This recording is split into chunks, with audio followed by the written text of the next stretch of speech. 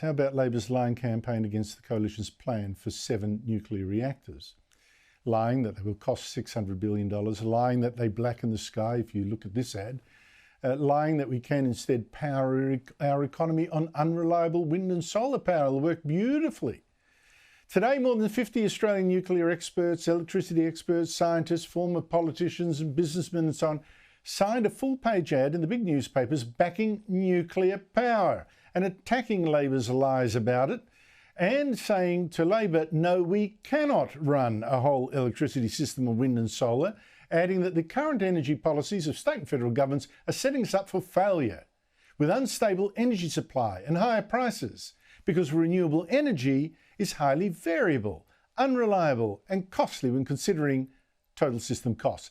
Now, I showed you actually yesterday the proof of that, the catastrophic results of having too much wind and solar in Spain and Portugal. On Monday, that caused a total shutdown of the whole electricity system. And experts say that is a warning to Australia.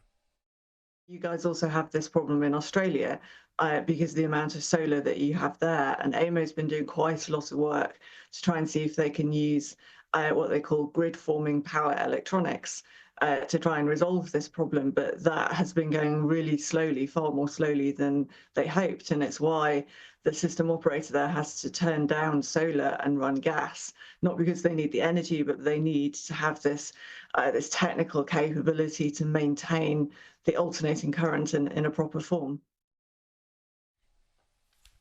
Problem is, the more solar and wind you add to a system, the more unstable it is. It can't handle sudden breakdowns. The whole thing collapses. We saw that. But the Albanese government refuses to listen. From the Treasurer today, we got a total denial of a warning about all this on Sky yesterday from Dr. Patterson, who's former head of Australia's Nuclear Science and Technology Organisation, and also a denial of that full-page ad that Dr. Patterson also signed. I haven't seen that particular letter, but I think the overwhelming weight of opinion recognises, as AEMO does, that the cheapest form of new power is renewable energy. One of the issues we've got with the grid right now is we've got some unreliable legacy parts of the grid which are putting upward pressure on prices. I think most observers, most analysts, most economists agree with the AEMO point of view. So I think that's the mainstream view. Yes, what would a nuclear expert like Dr. Patterson know that Treasurer Jim Chalmers doesn't know better? Joining me is Dr. Patterson.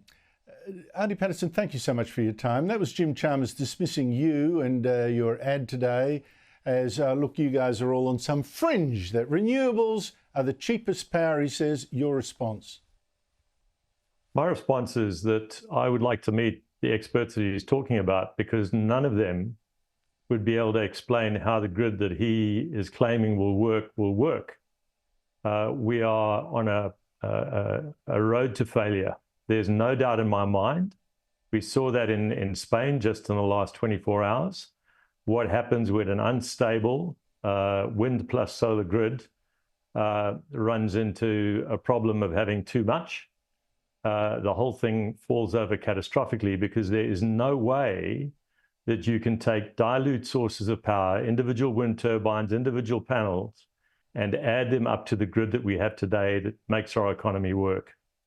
So I believe that the statements that were made by our Treasurer are essentially lies.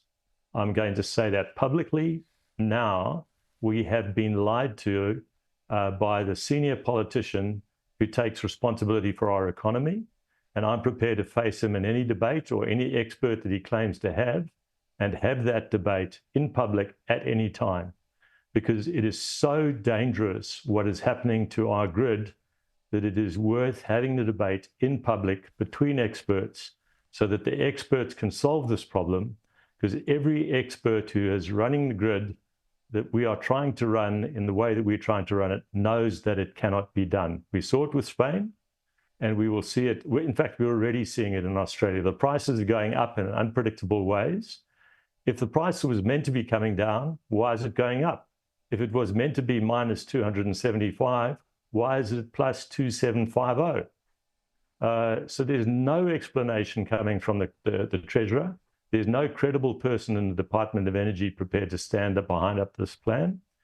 And we need to see the experts that they're claiming that this is happening, and we need to debate with them in the public domain as to why they believe that they are right, but they are wrong. It's deeply dangerous and it will damage our nation.